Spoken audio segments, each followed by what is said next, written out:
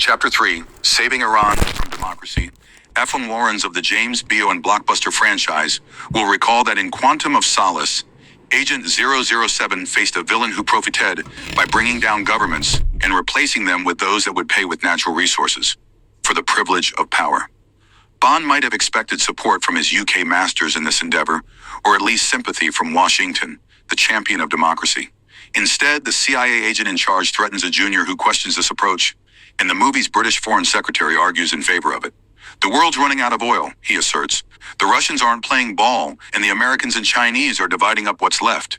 Right or wrong doesn't come into it. Such naked disregard for principle might seem entirely in the realm of the imagination, but the actions of American and British intelligence operatives in Iran in 1953 reveal that this plotline is ripped from the headlines, or would have been if the contemporaneous reporting had been accurate. Instead, the 1953 coup against the legitimate leader of Iran, Mohammad Mosaddeq, was fomented and carried out covertly. Some U.S. newspapers and magazines even did the bidding of the agents who engineered it. These covert actions point to neo-imperial designs, challenging the official histories in Washington and London. Pulling back the coarse curtain on this momentous event reveals more than a single frame in a file embryo. Here, a pattern begins to appear. It was in Iran that craven, ignorant, and ruthless adventurers set the mold that would be replicated elsewhere, leaving a trail of unnecessary bloodshed, destabilizing whole countries in the service of greed and power, and running counter to the very principles of freedom and democracy that the Western powers claim to defend. By reconstructing the dramatic events that led to the overthrow of Mossadegh, this chapter tells the story of how the U.S. informal empire took shape in the Middle East and the broader developing world. If this seems a damning condemnation, these events at least deserve credit for inspiring Hollywood plotlines that earned millions at the box office. But the real-life costs were astronomical. Churchill and Eisenhower, the CIA-led coup, with the return of Winston Churchill to power in 1952 after spending 6 years in opposition, any hesitation regarding military intervention in Iran disappeared. Britain's position toward Mossadegh hardened as the former empire teetered on the brink of bankruptcy. The Americans sympathized with the agony of a close ally, Britain, which had gone from being the world's biggest creditor to its biggest debtor. Its gold and dollar reserves were enough to cover just a few months of imports. U.S. Secretary of State Dean Acheson explicitly stated that the cardinal purpose of British policy is not to prevent Iran from going commie. The cardinal point is to preserve what they believe to be the last remaining bulwark of British solvency. Acheson's comment reflected the fierce Anglo-American competition over control of Iran's vast petroleum resources, which Iran scholar John Ghazvinian calls one of the great unspoken rivalries of the 20th century. As I mentioned previously, the Truman administration would not back a military coup against a legitimate sitting prime minister in a sovereign nation, and it declined to carry out a joint covert operation with Britain to depose Mossadegh. Although sympathetic to their British allies' severe economic crisis and wanting to help, Truman officials appreciated the growing nationalist aspirations of newly independent states, including Iran and Egypt, and did not see an urgent need to oust Mossadegh. Truman, the FIRST Cold War president, a Democrat, attempted to broker a deal between Britain and Iran that would ensure the financial lifeline of its ally. Just as Winston Churchill brought a dramatic change to London, the election of the Republican Dwight D. Eisenhower in November shifted the winds in Washington. Eisenhower was a cold warrior who believed that America faced an implacable enemy whose avowed objective is world domination, and that long-standing American concepts of fair play must be reconsidered. Eisenhower was an expansionist at heart, stocking up on nuclear weapons and rejecting compromise, at the cost of peace as he did in South Vietnam. He combined God and country with Wilson's international mission, creating a highly explosive cocktail of American exceptionalism and adventurism. The convergence of the power shift in London and Washington doomed Mossadegh. Unlike his predecessor Truman, who aimed at containing communism, Eisenhower wanted to roll it back. Ideologically and militarily, the Truman administration had already weaponized the Cold War. His NSC-68 laid the building blocks of Fortress America, vastly increasing military expenditures, pursuing the hydrogen bomb, and taking the lead in forming the North Atlantic Treaty Organization, or NATO, a military alliance of Western powers. After Eisenhower became president, a cabinet of cold warriors took charge of American foreign policy and felt emboldened to intervene directly and indirectly in many theaters worldwide. These cold warriors played empire. The incoming Secretary of State, John Foster Dulles, and his younger brother Alan, who was appointed director of the CIA, were even more extreme Cold War zealots than their boss. They were the key figures behind the plot to oust Mosaddeq, as Churchill was incapacitated by a stroke when key decisions about the upcoming coup were made. Neither needed any convincing that Mosaddeq was a dangerous madman pushing Iran into communist arms, and that he must therefore be deposed. Eisenhower Cold War proponents now saw Mosaddeq as a spoiler. A recently declassified CIA document described him as one of the most mercurial, maddening, adroit, and provocative leaders with whom the United States and Britain had ever dealt. God, country, and family, the Dulles brothers. At the center of the growing forest of American imperialism was a family tree rooted in American government, with two main branches in the persons of the Dulles brothers. John Foster Dulles, U.S. Secretary of State from 1953 until 1959, and Allen Welsh Dulles, head of the CIA from 1953 until 1961. The shadow they cast looms over American foreign policy to this day, characterized by unapologetic disruption and military intervention in the internal affairs of newly independent states. This approach was fundamentally driven by anti-communism, the free market and open global economy, and a Christian sense of mission. Exploring the background of these two pivotal personalities not only adds color to the historical narrative, but also sheds light on the ideological elements that contributed to shaping the burgeoning American empire in its formative years.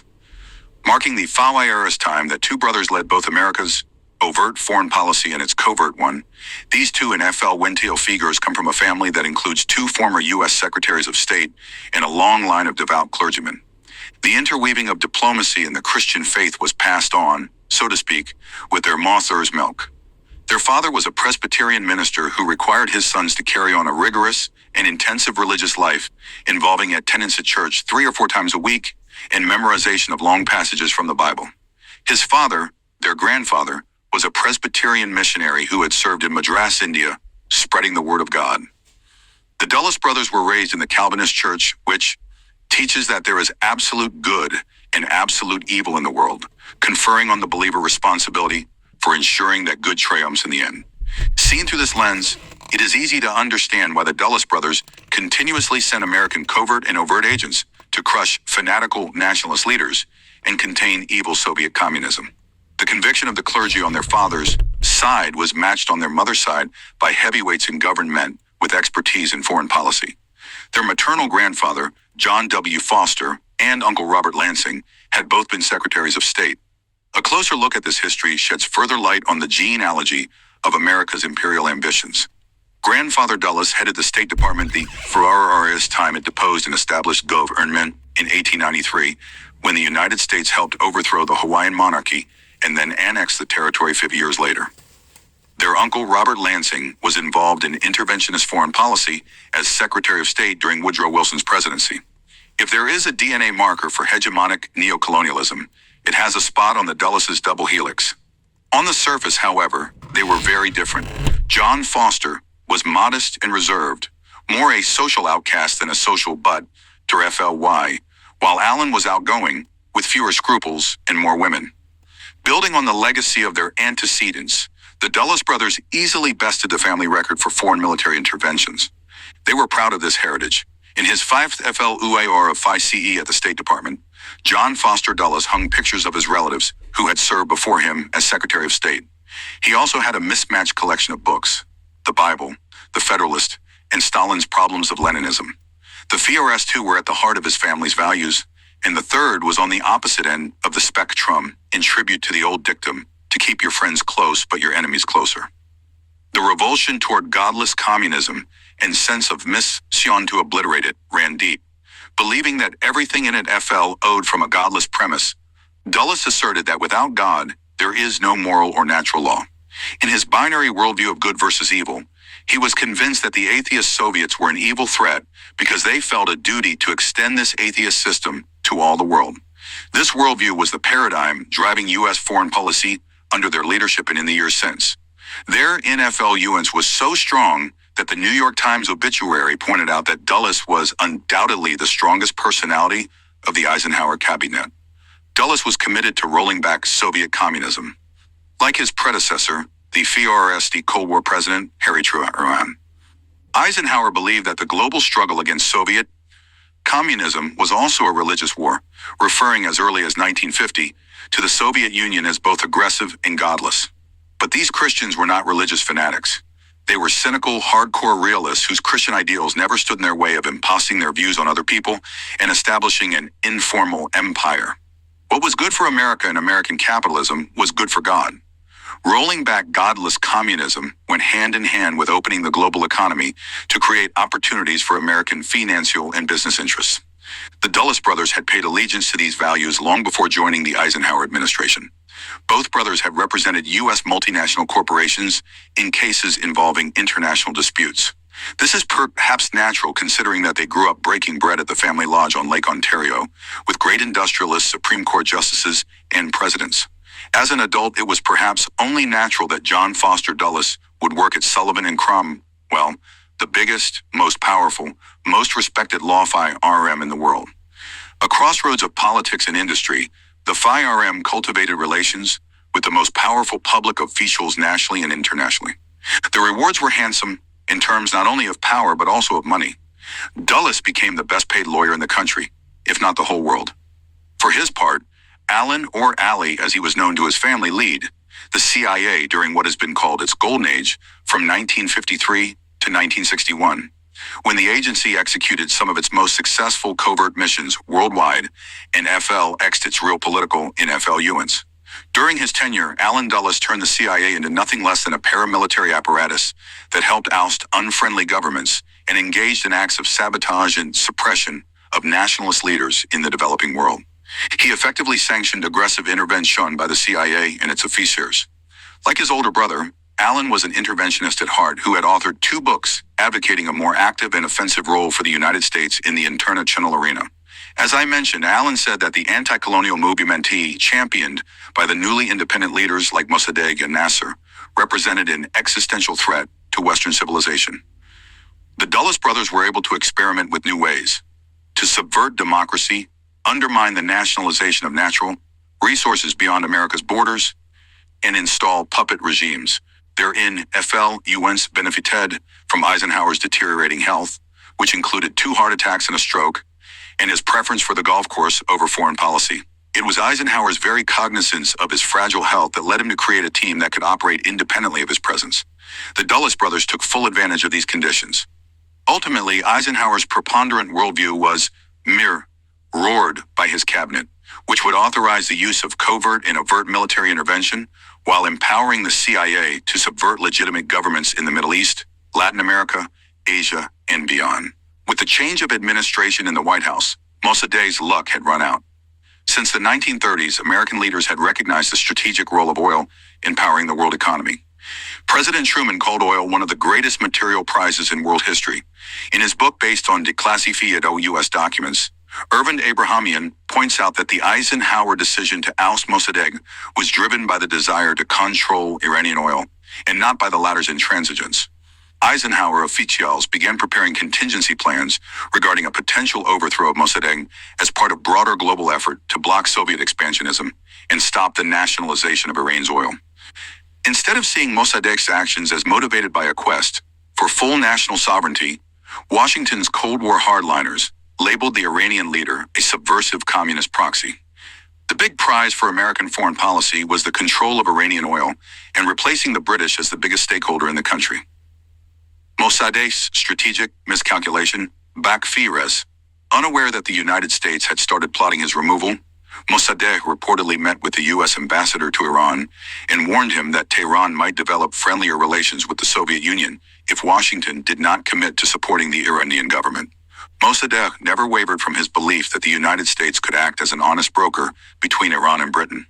His memoirs show a leader who was inexperienced in international affairs, believing that the Americans would not fall to Britain's warmongering and collude with them to oust him. His warning was based on a strategic miscalculation aimed at driving a wedge between the 2 transatlantic allies.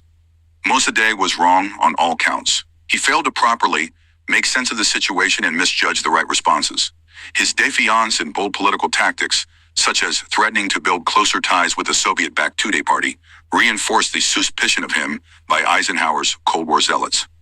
Instead of seeing Mossaddeq as an authentic leader who embodied Iranians' aspirations for independence, freedom, and modernization.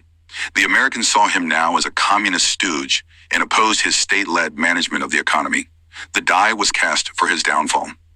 Mosaddeq represented a new generation of post-colonial-led ARs who struggled to rid their countries of the legacy of imperial egoism and reclaim sovereignty, dignity, and pride for their people. Deeply suspicious of the great powers, these proud nationalists or freedom seekers had an organic relationship with their populatians. Iranians saw Mosaddeq as one of them, sharing their fears, hopes, and aspirations. If Mosaddeq had succeeded in establishing a functioning representative democracy with popular backing, Iran could have evolved into a prosperous country at peace with itself and the world. The Cold Warriors in Washington and London were more interested in having newly independent states join their informal empire and their anti-Soviet crusade than in allowing them to pursue a different path of development and full political autonomy. Mosaddeq was a victim of this imperial mindset that opposed third world nationalism and neutralism, or non-alignment, as it was later called. Before the coup in 1953, the U.S. government had already concluded that Iran's reversion to an attitude of neutral ITI was not acceptable. Mosaddeq faced a two-pronged and interrelated internal and an external challenge. In addition to the gathering storm emanating from Washington and London, his National Front coalition at home weakened the prime minister further and hastened his ouster by British and American spies. Mosaddeq, the wily old master, as U.S. ambassador to Iran Henderson described him, soon faced stiff resistance by coalition partners and allies who deserted him because he was, in their eyes, acting unconstitutionally. While the progressive wing of the National Front backed his program, the conservative religious branch, led by Ayatollah Kashani, a charismatic political cleric, criticized his reforms as too liberal and un-Islamic. The National Front had always represented two divergent forces: a traditional middle class, the bazaris, formed of small merchants and clerics, and a modern middle class, the intelligentsia, composed of secularly educated professionals. The clerics and religious conservatives esteemed Islam as a whole way of life, and the Sharia as the principal component of legitimate law. The intelligentsia was made up of graduates of secular state schools, and held that religion should be separated from the state, and that Western-educated technocrats were most qualified to lead the country forward. One side was conservative, religious, and mercantile. The other was forward-looking, secular, and technocratic. 6 major fault lines divided them: nationalization of large corporations, women's suffrage, land reform, the sale and drinking of alcohol, the appointment of anti-clerical intellectuals to be ministers of justice and education, and the prospect of an alliance with the Communist Tudeh Party. Before long, these internal tensions and differences within the National Front became such that the clerical wing, headed by Kashani, withdrew, denouncing Mosaddeq for having betrayed Islam and imposing a socialist dictatorship. An Iranian writer argues that these conservative clerics played a prominent role in Mossaddeq's removal. If the split had been over only ideological rifts, it might not have been as insidious. But CIA documents declassified decades later showed what many suspected. The CIA's Donald Wilbur divulged that Iranian CIA agents had posed as communists, mounting a sustained campaign of harassment against Islamic leaders, even going so far as to bomb a cleric's home in a bid to turn the country's religious community against Mosaddeq. 34 U.S. black propaganda, disseminated and orchestrated by the CIA, demonized Mosaddeq and incited people against him. Wilbur, the FICER in charge of psychological warfare at the CIA, boasted that his task was to fan to fever pitch public opinion against Mosaddeq. The men in charge of the CIA propaganda and sabotage or TION in Iran were graduates of Harvard, Princeton, and other Ivy League schools. Similarly, the team in charge of the British OutFUIT were scholars at prestigious universities like Oxford and the London School of Economics. The CIA planted stories that aimed at undermining Mossaddeq's credibility, especially in the American media. Just before the CIA-led coup in the summer of 1953, major American publications bought into the CIA propaganda and trashed Mosaddeq. The New York Times dubbed him a dictator, and Newsweek asserted that he was facilitating a communist takeover. Time went further, claiming that Mosaddeq and Iran were one of the worst calamities to the anti-communist world since the Red Conquest of China. Western correspondents in Iran even assisted the CIA coup. A New York Times correspondent, Kenneth Love, bragged about his role in speeding the final victory of the royalists by telling the coup commanders to storm Mossaddeq's house as opposed to keeping their tanks idle at the radio station. The CIA's clandestine sabotage tactics proved effective. The National Front splintered further, which severely diminished Mossaddeq's popular base. The numbers told the story. On the first anniversary of the 1952 uprising in July 1953, the National Front's rally attracted only 10,000 people, whereas the two-day party's commemoration drew more than 100,000. Mossaddeq's foes, including the royal court and religious forces, smelled blood and amped up the pressure on him. Mossaddeq's political ideology was a long distance from Soviet communism. Far from a Russian sympathizer, he was a Democrat with a profound belief in the rule of law, checks and balances, human rights, and economic justice for the people of Iran. His political objectives revolved around unconditional independence from foreign powers, democracy, and a solvent, frugal state. As a social democrat, he advocated state-managed intervention in the economy in order to modernize the country and lift its vulnerable people out of poverty. He passed land reforms that benefited the poor and introduced social security and rent controls to help the working class. He spearheaded initiatives for more equal wealth distribution, putting the military under civilian control, and gradually empowering women despite clerical opposition. The growing internal and external opposition to his leadership forced Mosaddeq to play into the hands of those claiming he was a dangerous commie. Attempting to strengthen his domestic constituency, he drew closer to the communists represented by the two-day party. The result is that many of Mossaddeq's backers recoiled and turned against him, including National Front members. The U.S. Cold War proponents had long feared the danger of Syria's two-day infiltration of the National Front and the government bureaucracy, and they were increasingly alarmed that many elements of the two-day's political platform were being subsumed by Mossaddeq himself. They did not care if the two-day not only considered the National Front a rival, but attacked its professed principles as well. As I mentioned in the previous two chapters, by the early 1950s, fears of communism spread had reached a boiling point in the United States, where officials became deeply concerned that Iran might fall under the sway of the Soviet Union if its proxy two-day party were to attain power. The fear of a communist takeover in Iran was a key motivating factor behind America's decision to oust Mossaddeq. The irony is that the CIA's sabotage and propaganda tactics inside Iran drove Mossaddeq closer to two-day, a tactical move, not ideological or strategic. Mossaddeq's decision to nationalize the oil industry was as important as the specter of Iran's falling under communist influence in convincing the Americans to remove him from power. Operation TP Ajax. Soon after Eisenhower's inauguration in early 1953, the British pressed their American allies to force Mossaddeq out, emphasizing the threat of a communist takeover at the hands of the two-day party. This truth was plainly stated by no less credible a source than the CIA's former Iran analyst Richard Cottam, who conceded decades later. The British understood the extent of paranoia in the country concerning communism. This was the day of Joe McCarthy, and the British consciously played on that fear in order to help persuade us to involve ourselves in the coup. Churchill preyed on this paranoia for Britain's economic gain, suggesting that the risk of a communist takeover did not arise from the country's bad financial situation, which controlling its own oil might help rectify, but rather from Mossaddeq's unwillingness to check the growth of communist strength. The British were disposed to bring about a coup d'etat in Iran and hoped that they would be able to replace Mossaddeq with a more reliable leader, meaning a subservient client. It was pitched, with barely veiled self-interest, as the best chance to save Iran. 44. The coup cannot be blamed solely on the British, however. No matter how hard they lobbied, this coup had the stars and stripes sewn all over it. The decision to overthrow Mossaddeq was made in Washington, D.C. by Eisenhower's Cold Warriors, particularly the two Dulles brothers. Fixated on the global Cold War rivalry and control of Iran's oil, they did not tolerate policies of neutralism or unconditional independence. The truth was the FRS casualty in this effort. They manipulated existing evidence to execute their strategy. As early as April 1948, the CIA had produced an expansive report on Soviet policy toward Iran, claiming that Moscow intended to dominate the country by undermining the government's authority and expanding communist influence in the void that followed. Then, in July 1949, the National Security Council produced its FRST major policy paper on Iran, reaffirming that Iran was a continuing objective in the Soviet program of expansion. As I mentioned, by 1950s, the U.S. government was already gearing up to roll back Soviet communism and to tame nationalist leaders who dared to create state-directed economies and pursued an independent, or non-aligned, as it would soon be called, foreign policy.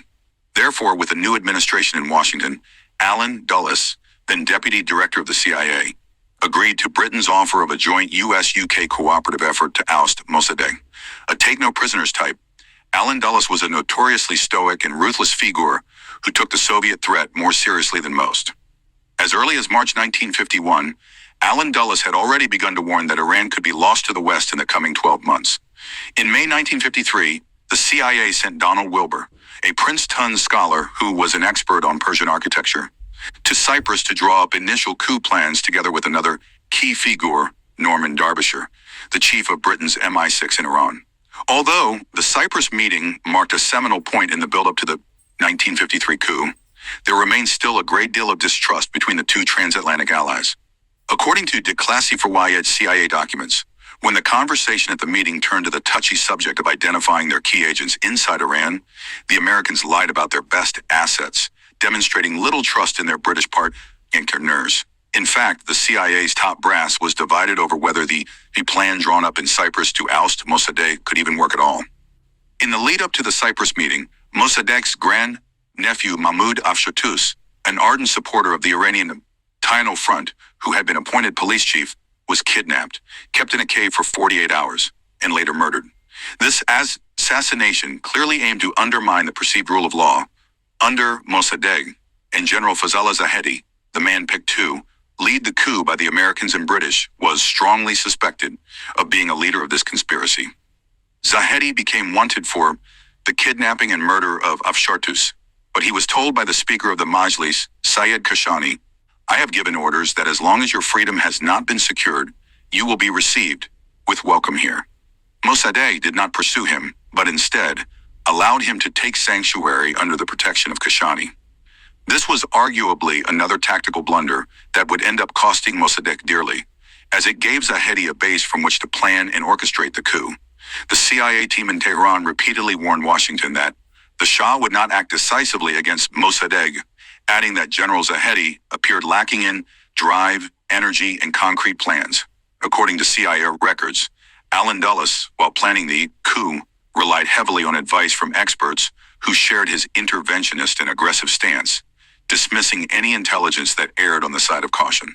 For instance, Dulles and his Cold War cohorts ignored at least one CIA report that pointed out the limits of U.S. resources in Iran, and another that concluded the Tudeh party was incapable of usurping Mossaddeq's government anytime soon.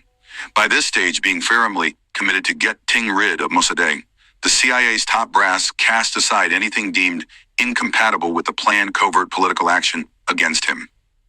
After the ouster of Mossaddeq and the installment of the pro-British General Zahedi as Prime Minister, the agreement stipulated that the latter would sign an oil agreement reversing the nationalization of the oil industry in return for further U.S. aid to Iran.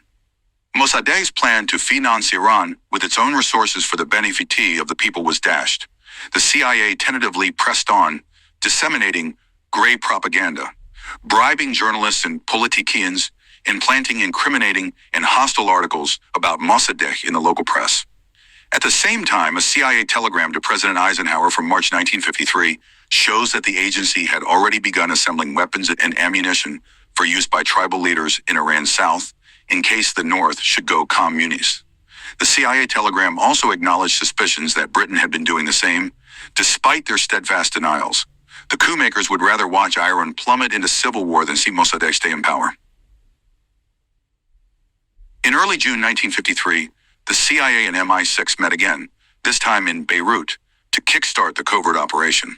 Soon after, the chief of the CIA's Near East and Africa Division, Kermit Roosevelt, grandson of President Theodore Roosevelt, slipped back into Tehran and took charge of the operation. He would go on to play a crucial and autonomous role in the coup. Despite being the CIA's Middle East expert, Roosevelt spoke neither Persian nor Arabic. He had previously served in Cairo under the Office of Strategic Services, OSS, the CIA's World War II predecessor, before participating in the Allied invasion of Italy. Kermit Roosevelt's experience in the region amounted mainly to travels in the Levant and Iran, but in a characteristically arrogant flourish of unearned self-confidence, he wrote his FRS book, Arabs, Oil and History, in which he argued for the pressing need to reform Arab society. After joining the CIA in 1950, he was tasked first and foremost with curbing the spread of Soviet communism as the Cold War intensified. After returning to Iran in the summer of 1953, Roosevelt began amalgamating pre-existing British intelligence networks with his own. His efforts to destabilize Mossaddeq's government focused primarily on manipulating public opinion and paying off rioters to demand the prime minister's resignation. As part of a concerted attempt to pressure the Shah into dismissing Mossaddeq, Roosevelt also had himself smuggled into the Marble Palace, the Shah's residence, for secretive midnight talks. According to declassified CIA documents, the U.S. intelligence agency exerted a great deal of pressure on the Shah to sign the royal decrees, or firmans, ordering Mossaddeq's removal because it would be easier for him to sign the papers required of him than it would be to refuse. On July 11, 1953, President Eisenhower finally signed off on the coup operation, named Operation TP Ajax by the CIA, to depose Mossaddeq. A botched coup attempt. The fierce coup attempt backfired massively and almost led to the dissolution of the Pahlavi dynasty. It was arguably Mossaddeq's insistence on law and order and an unwillingness to enact martial law to rid the country of the conspiratorial elements in the wake of the failed coup that led to his downfall. While his idealism is admired, it is also a reflection of the many miscalculations he made throughout his career. Miscalculations that would cost Iran dearly. The planning for the coup initially stalled reportedly because of the Shah's unwillingness to take any initiative against Mossaddeq. This was not because he had any qualms about letting foreign powers interfere in his country, but only because he was unsure about taking the risk. Unlike his father, Reza Shah, the current Shah was indecisive, irresolute, and spineless. He was also concerned about the likelihood of domestic instability if he unilaterally removed a legitimately elected prime minister. U.S. Ambassador Henderson at one point even suggested replacing the Shah if he continued to be uncooperative. American and British officials were more eager to oust a legitimate prime minister than the Shah himself. Sensing his uneasiness, the CIA and MI6 reportedly dispatched officers to France to locate Princess Ashraf, the Shah's twin sister. She was brought back to Tehran from gambling at the casinos in Deauville, Normandy, in the hope that she could convince her brother to sign the royal decrees. The plan called for the Shah to remain steadfast as the CIA and MI6 stirred up chaos on the streets, and for him to issue then the decrees dismissing Mossaddeq and replacing him with General Zahedi. The CIA never intended to replace Mossaddeq with the Shah, pointing out that he was vacillating, hesitating, and indecisive, and that he lacks guts. From the U.S. viewpoint, Zahedi was obedient and agreeable. Roosevelt settled on Zahedi after reading a CIA profile that described him as competent, energetic, aggressive, and patriotic, conveniently ignoring his lack of a popular mandate and his having been a Nazi sympathizer during World War II.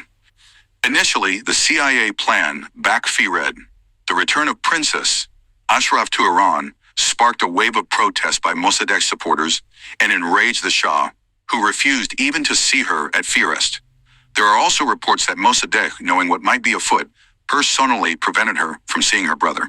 It was only when a staff member at the palace, another British agent, intervened, according to declassified CIA documents, that the Shah agreed to meet his sister in late July.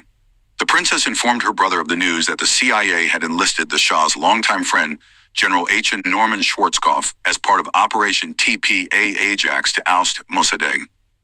The father of the commander of the 1991 Gulf War, this Schwarzkopf was the former head of the U.S. Gendarme mission to Iran during World War II. He assured the CIA leadership that he was sure he could get the required cooperation. In early August 1953, the CIA intensified its plotting against Mossaddeq to stoke anti-communist furor among the religious establishment. Iranian operatives posing as Tudeh members threatened Muslim leaders with savage punishment if they opposed Mossaddeq. In other words, peace joined truth among the operation's casualties. To reinforce the impact of the threats and violence, British and American intelligence agencies expanded their propaganda campaign. One example was the bribing of a leading newspaper owner with a personal loan of $45,000, by today's standards, 10 times as much, to enlist the news outlet as a pro-Shah and anti-Mossaddeq mouthpiece. The CIA's efforts were not enough to convince the Shah to sign the agency's written decrees to replace Mossaddeq with General Zahedi. During a meeting with General Schwarzkopf, the Shah, having reportedly convinced himself that his residence was bugged, led the general into the grand ballroom, pulled a small table to its exact center, and demanded that they discuss matters there instead. Roosevelt cited this meeting in concluding that the Shah was a wimp. Discerning the mounting plot against him, Mosaddeq moved swiftly to cement his power by calling for a vote in the First week of August to dissolve the Majlis. He won 99.9% of the vote, though it was widely alleged that the polling was rigged in his favor, arguably another chink in the moral armor of Mosaddeq. Given Mossaddeq's long-standing championship of fair democratic practices, the vote rigging in the Majlis Bakfired, furnishing an issue on which Mosaddeq could be relentlessly attacked by CIA-backed propaganda news outlets. On August 4th, President Eisenhower accused Mosaddeq of moving toward getting rid of his parliament, and of course he was in that move, supported by the Communist Party of Iran. The Shah refused to seize this window of opportunity, telling Roosevelt that he was not an adventurer and hence could not take the chances of one. The CIA then sent an Iranian agent to inform the Shah that Roosevelt would leave in complete disgust unless the Shah took action within a few days. Upon hearing the ultimatum, the Shah finally conceded and signed the decrees on August 13, 1953. Word soon spread among royalist afiqurs backing General Zahedi that the Shah had agreed to a military coup. These royalist afiqurs had been secretly plotting for months to destabilize the Mosaddeq government by supplying weapons to rebellious tribes and establishing contact with prominent dissidents from the National Front, particularly Kashani. The FRS coup attempt proved to be a total disaster, however, forcing the Shah to flee to Baghdad and then to Italy. Tipped off by the 2 days military network, Mossaddeq's chief of staff, General Taghi Riahi, learned of the plot just hours before its execution. He swiftly arrested the pro-Shah afiqurs, dispatched to seize the prime minister at home. The next morning, radio stations across Tehran blared the news that a coup plot had failed, and Mosaddeq appeared panicked as he attempted to strengthen his hold on the army and key security installations. As chaos unfolded on Tehran streets, CIA officers inside the Gerges embassy confided that they had no way of knowing what was happening, according to recently declassified CIA documents. Roosevelt took it on himself to personally venture out into the streets in search of General Zahedi, whom he found in hiding just north of Tehran. Against the odds, the two men agreed to press on with the plot to oust Mosaddeq, believing they could turn the tide so long as they were able to spread the news that the Shah had signed the 2 decrees installing Zahedi as prime minister. CIA documents note that the agency arranged for this news to be disseminated in some Tehran papers. But the propaganda initiative quickly faltered because most of the CIA's Iranian agents either had been jailed or were on the run, and they could not fee in a printing press left unwatched by pro-Mossaddeq forces. As the situation worsened, crowds of supporters of both Mossaddeq and the Tudeh party soon poured into the streets, destroying royalist statues and taking over municipal buildings in a number of provincial towns. The past turned out to be prologue when the same scenes unfolded 26 years later during the Iranian Revolution in 1979. Then, though, the Shah assumed his days as king of Iran were finished and told U.S. diplomats in Baghdad that he would be looking for work. He even considered whether America might be a nice place to raise a family. Officials in Washington saw failure looming and wanted to pull the plug on the operation entirely. The CIA headquarters reportedly cabled the Tehran station, urging Roosevelt to cease operations and leave immediately. Some say Roosevelt ignored his boss's orders, but this is a dubious claim that in FL aids his own importance. Either way, CIA operatives in Iran acted lawlessly and recklessly, treating the country as if it were the Wild West. Dispensing loads of cash, Roosevelt's team, together with MI6 British operatives, bribed street thugs, politicians, tribal leaders, army officers, and reporters in order to sully Mosaddeq's reputation and engineer a perfect storm against him. A shambolic model for the future. Eisenhower's policy toward Iran was shambolic, lacking a strategic vision and concern for the welfare of the Iranian people. However deserving of criticism, his policy was driven by strategic calculation, as he punished assertive nationalist leaders who pursued independence and refused to open their economies to global finance and join America's alliance against Soviet communism. The Eisenhower administration went against Mosaddeq with eyes open, aiming to rid Iran of a leader who nationalized oil, a key resource for the world economy, and who allowed a communist party to exist and even established an internal coalition with it. By deposing Mosaddeq in the early years of the global Cold and War, Eisenhower was drawing a line in the sand for like-minded nationalist leaders who would cross at their own peril. Eisenhower Cold War proponents pressed potential freedom seekers or post-imperial leaders like Mosaddeq and Egyptian President Nasser with a classic, "You are either with us or against us." It was not only a matter of choosing American ideology, they also had to sign over a degree of independence and sovereignty. The operations against Mosaddeq became a template for firmer, consequent U.S. direct and indirect interventions in the developing world in the 1950s, 1960s, 1970s, and 1980s. The importance of the CIA-sponsored coup in Iran lies in the lingering effect it had on America's perception of itself and its ability to construct its new imperial order, regardless of opposition. Franklin Delano Roosevelt is often credited with the famous line, "He may be a son of a bitch, but he's our son of a bitch," in describing a dictator, and whether the quote is apocryphal or accurate, its lasting legacy reflects how well it described an immoral and imperial strain of U.S. foreign policy that got its start in the post-World War II years in Iran. After the FARST failed coup attempt, U.S. Ambassador Henderdor's son promised Mosaddeq aid if he re-established law and order. Mosaddeq, in turn, instructed the army to step in and clear the streets. It was another strategic mistake. Mosaddeq used the military, a disloyal force, to rid the streets of protesters who were his main source of power.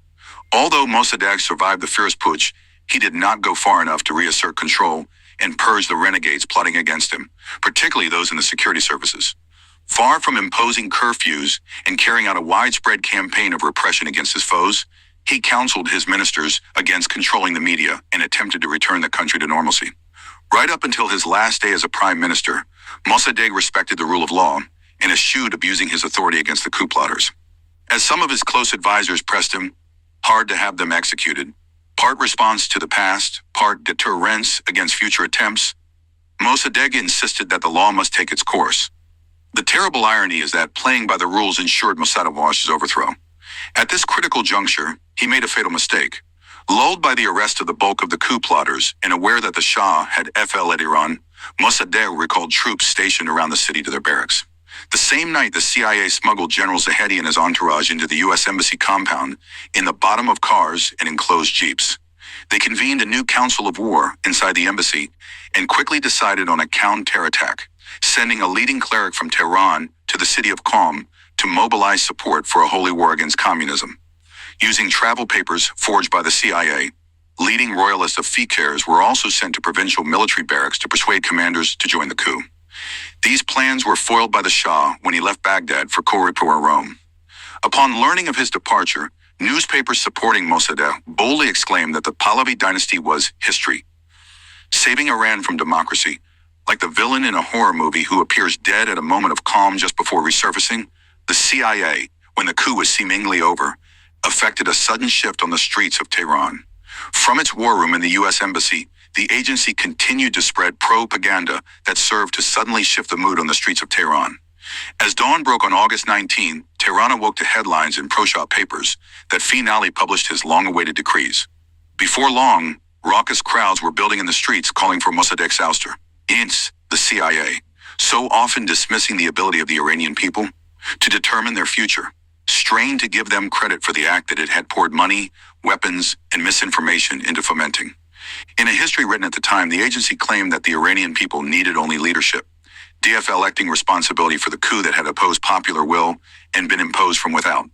All leadership came from the CIA and MI6, which manned the front lines in providing operational, logistical, and material backing for the coup.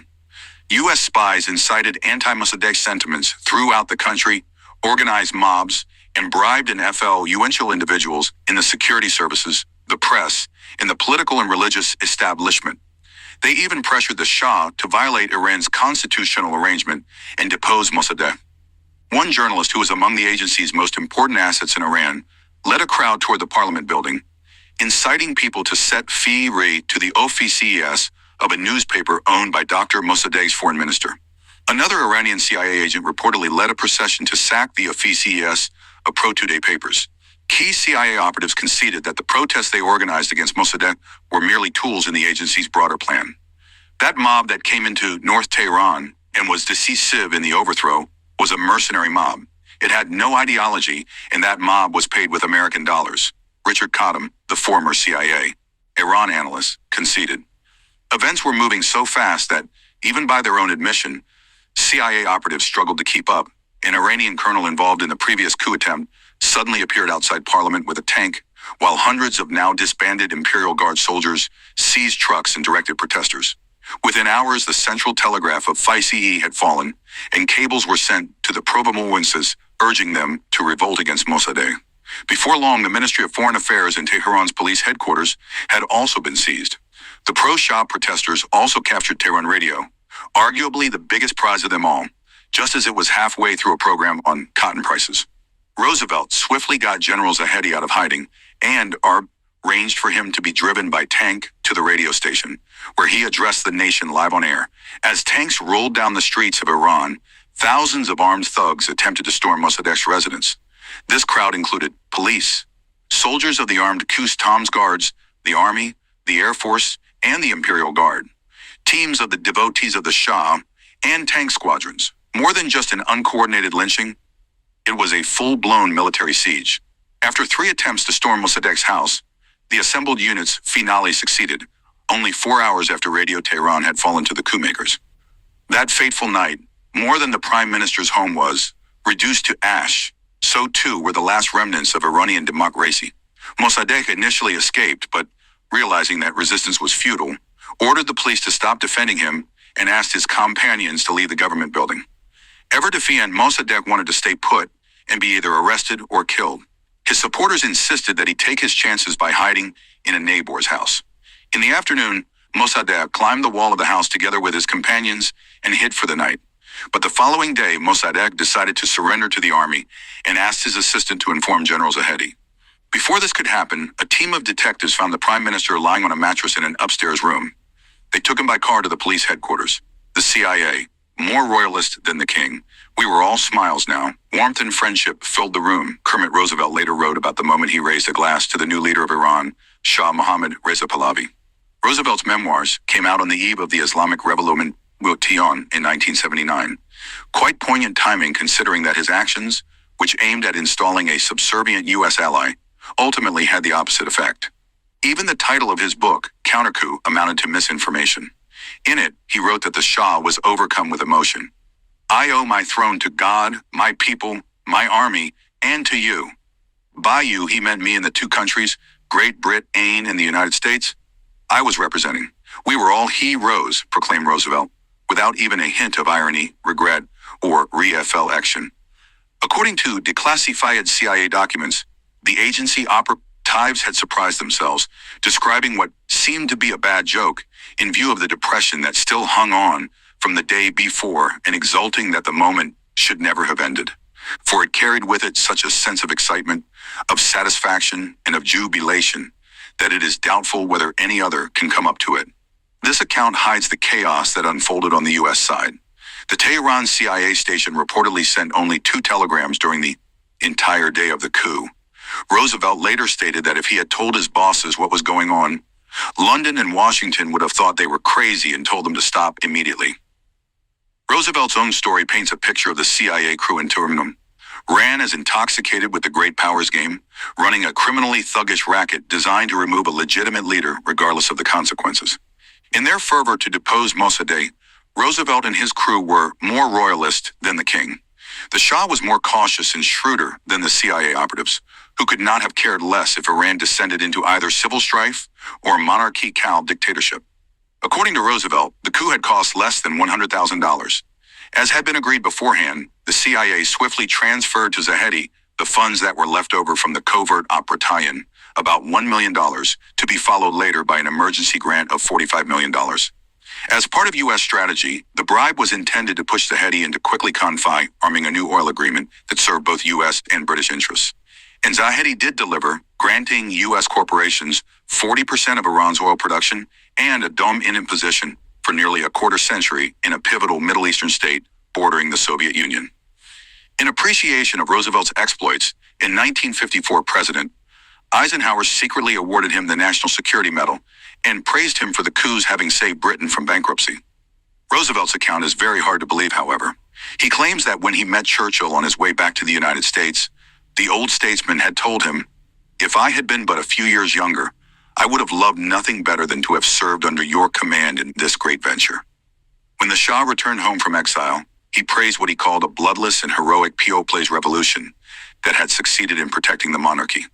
President Eisenhower subsequently informed the American people that Iranians had saved the day because of their profound love for their monarchy, and, most important, because of their rival scion against communism.